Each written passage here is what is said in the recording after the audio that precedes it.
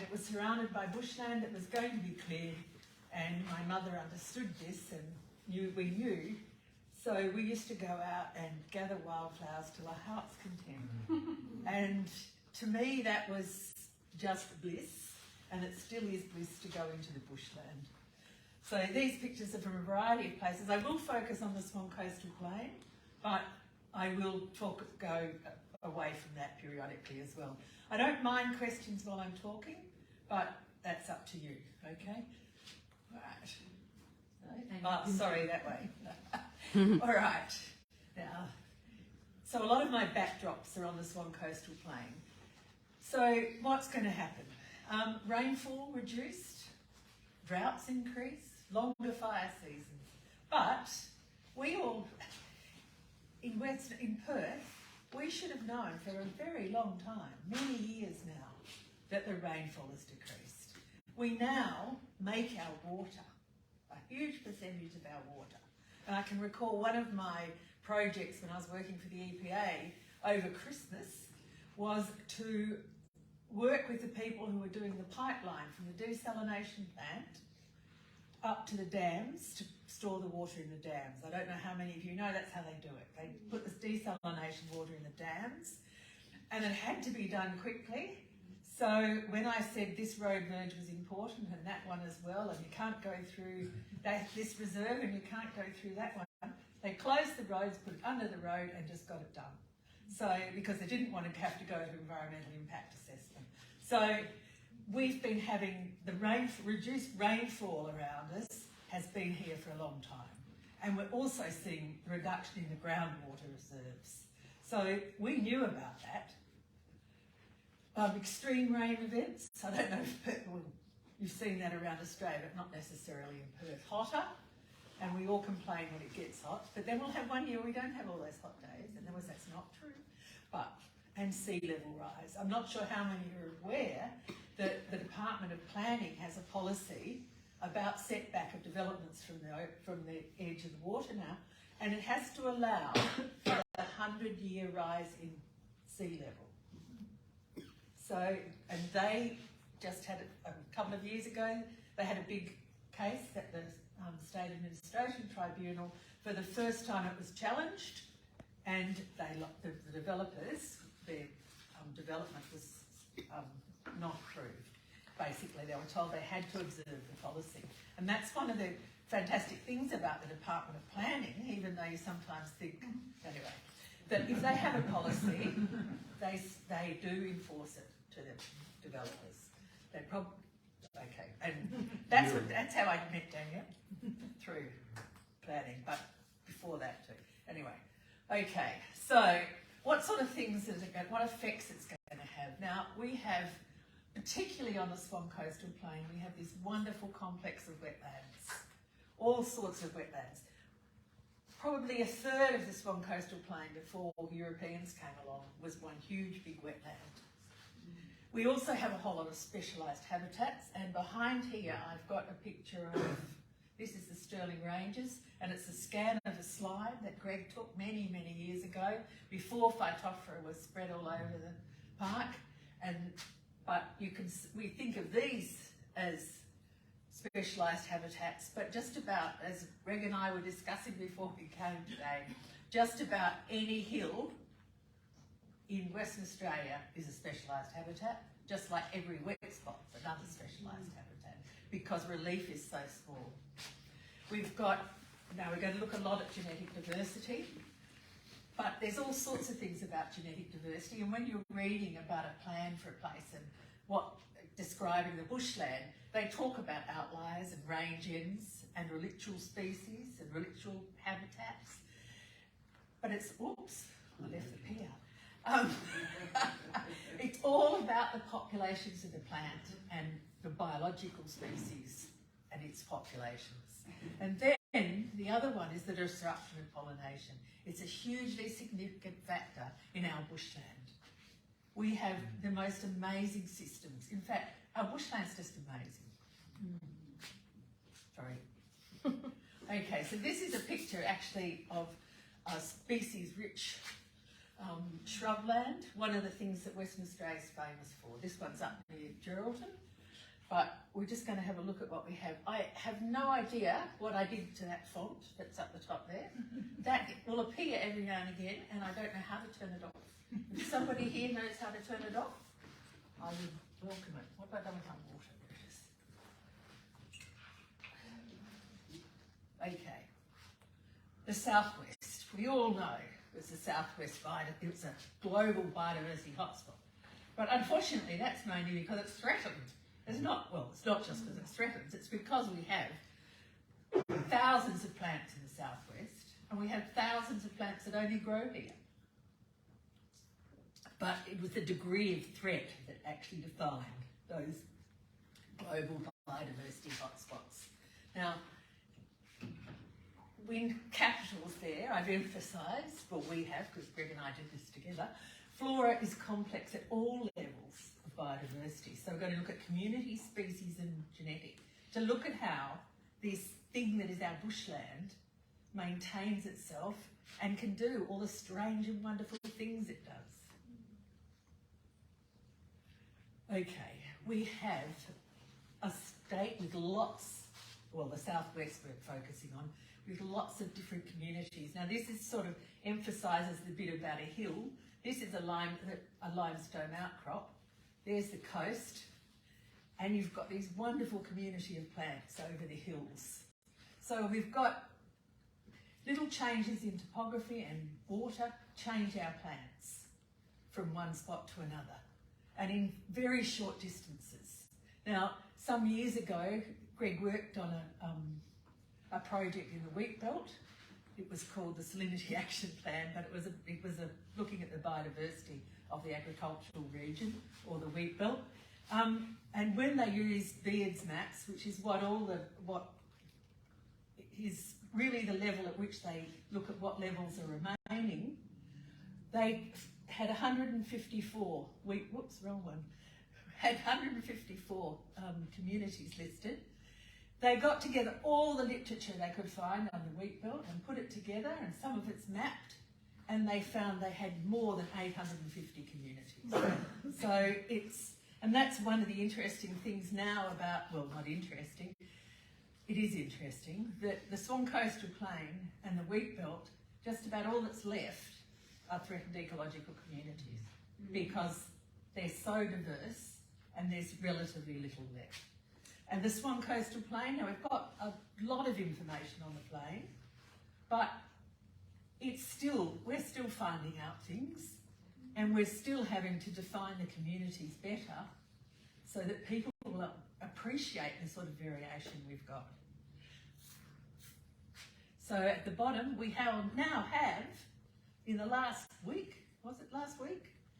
The threatened ecological communities have actually been listed. And they're a law. This is the first time in 30 years. We've been talking about them, and people like the EPA and I think the Planning Commission recognise them, but now they're a legal entity, and that's just happened. Oh, that's good. So, Greg went to a party this afternoon. Was that passed in Parliament? Yes, no, Yes. the ministers, it's in the Government Gazette. It's in the Gazette now. Yep, Yep. it's been put in Well the Gazette done. on Tuesday. I thought you had a big hand in that. Me? No. Oh, you did? I could tell you, I could give you a whole story about it. I'll give you a little bit. Yes. Now we'll go to the next slide. Okay, all right, these are some features of communities in the Southwest. They're rapidly changing. They're very rich in species, and it's the whole Southwest. It's not just the Fitzgerald or the Stirling Ranges, it's the Jarrah Forest, and it's the Swan Coastal Plain. It's all of these places. And there's rarity present at all scales. There's been things happening in little pockets, or maybe they were big pockets and now they're little pockets. That's the geological time so different and that's the evolutionary time than what our historical knowledge is about. Oops, it worked that time. Okay. In the early 1990s, I worked on a project with Malcolm Trudgeon on the eastern side of the Swan Coastal Plain. I'll take you through to this little diagram. Here's the Swan Coastal Plain. There's the coast, and there's the eastern side. Now, the group Greg was working in had done some work, and they had worked out that there was very little left. They did some stats for the Swan Coastal Plain. This is in the late 1980s, okay? And they looked at what was remaining and they were shocked. So they got a grant to look at what was left on the Swan Coastal Plain between Pinjarra and Gin. And by a series of circumstances, I ended up doing it. Malcolm had the contract, but his son contracted me to do it. And that was my first big project. Oh, sorry. On the Swan Coastal Plain, I'll be quick. And we found that all these, and people knew. It's not that it was new. People knew the eastern side of the plain was special. Alex had a dryandra that got cleared for Mimica at Forestfield, was it? There was some there that got cleared for a turf farm. Because it was one of the System 6 areas. Dryandra Mimica, yeah.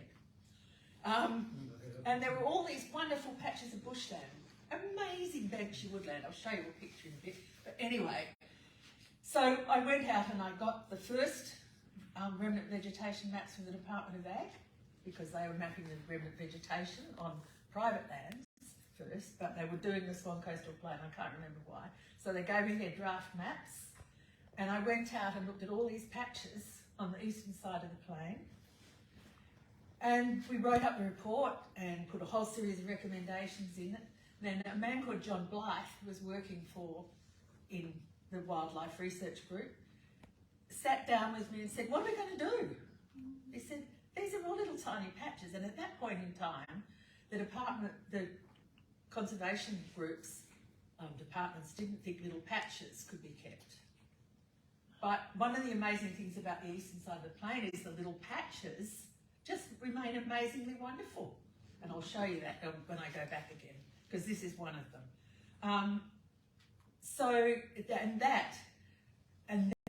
That was when the Threatened Ecological Community study was starting off, and that's how I was involved, but it didn't start at Eddie, okay?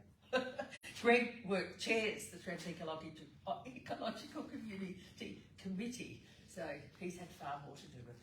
But it was this whole thing of recognising that the communities were rare as everything else.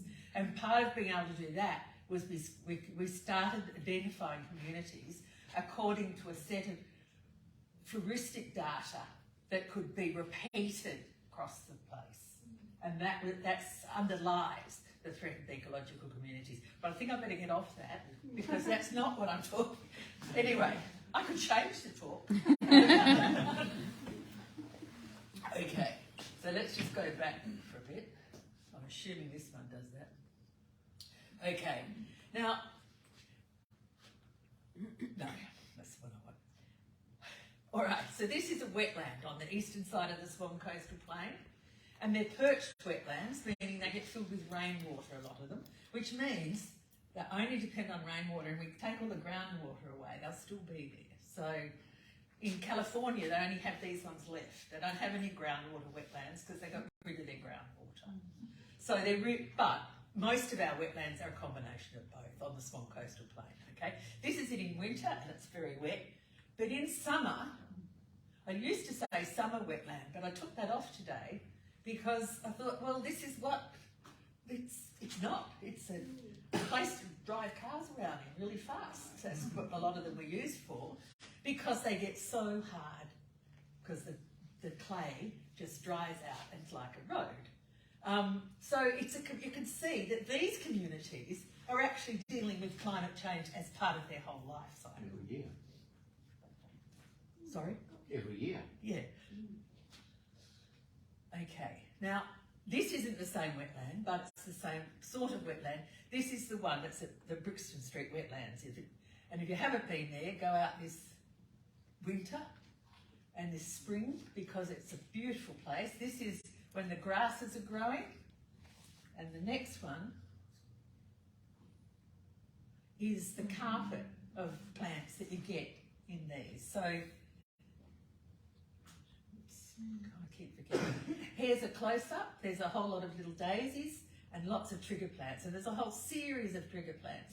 Now, you can get a book about this fact on these areas at the moment called The Jewel in the Crown. Is that what it's called? Yeah. With lots of words. But there's a group, it was a big battle to, and that's another story, I'm not going to go into that. this is one of those wonderful wetlands. And this, we'll just go back for a second, that place there, when it first got protected, was like this, except it had car bodies in it and a racetrack. Okay, so that's that it could return to that shows you how remarkable our plant communities are. Oh, sorry. Okay, now this is a threatened ecological community. And there's various levels of them. There's state and federal ones. The big ones in WA tend to be the federal ones because they like to do big things, and the little ones tend to be a definable community in itself, like this one, in the state level. Oh gosh. Okay, now here's another one that, who would have, see that horrible font's come up again? Nothing wrong with it. See this horrible font? Beautiful. Okay. Now, I often use this picture when I ask people where we are. I show, anyway, you can tell it's hotness because I've told you up there, right? But the samphire shrublands, these temperate, what are they called? Temperate salt marshes. We've got them along the estuary. These are a nationally threatened ecological community. Now, these, for climate change, these will be drastically affected. Many years ago, when they were proposing a development at Austin Bay, you might have seen it if you've driven down the freeway, I put in a comment to the EPA as part of my advice that they couldn't put it there because the Austin Bay Nature Reserve was going to have to shift into the adjoining land because it was going to get flooded. Not only because of rising sea levels, but because when they put the cut in, the level of the water went up. So it was changing all the wetlands, because there are a whole series of those other wetlands, those clay-based ones at Austin Bay Nature Reserve. And I was laughed at. And we have to make our reserves big enough to actually accommodate these things. Okay, and here's our wonderful Banksy woodland. I'm going to have greater resolution slides, I've realised, because this has been done for one level, and now the cameras can, the projectors can change it, so we'll have to change some of these. So and all of our Banksy woodlands on the Swan Coastal Plain are a threatened ecological community at the federal level. Series of them like this at the state level are also. Oops, wrong place again. And this is the one I was telling you about that's on the eastern side of the plain. These particular ones had a lot of fire, and the Banksys aren't looking so good, but they're still there.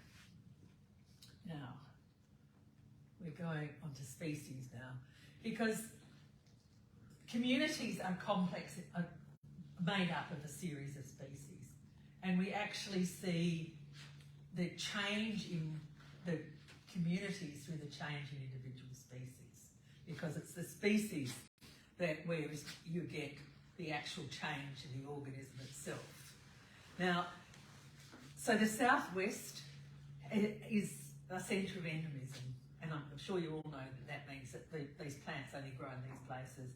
But it's even more so than that. And they grow in little patches, some of them, and some of these I'll show you will grow in particular microhabitats, you'd probably call them. And the centres of species richness vary depending on the group. Now, like I said, I'm concentrating on the Swan Coastal Plain, but I will show you a few other things. Now, and also species don't necessarily conform to exactly what we think. There's whole groups like the eucalypts where there's what, 700, 800 eucalypts now. Some of them are really hard to tell apart.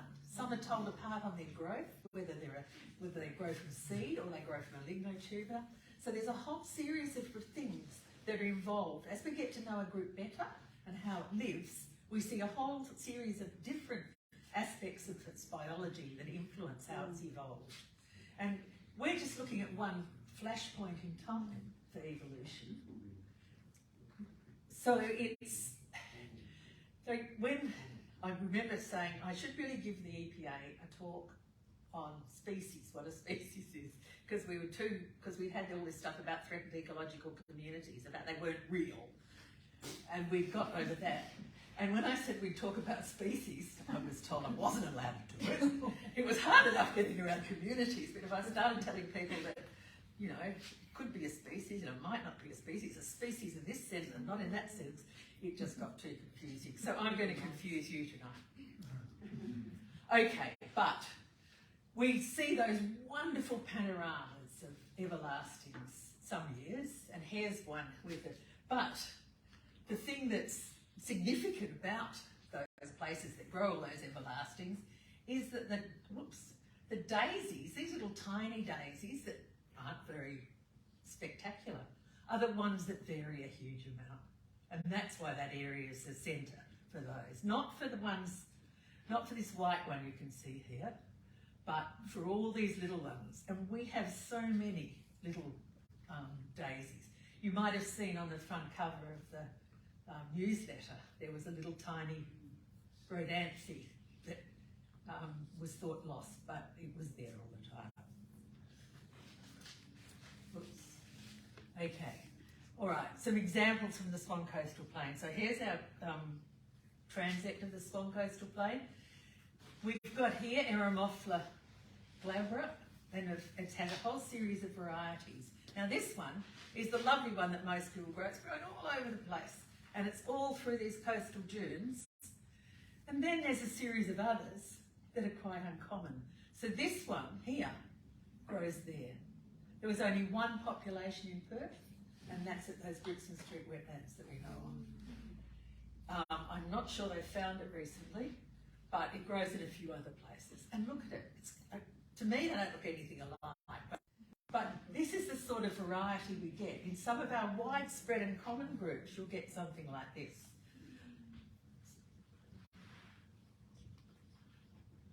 All right, and this is one thing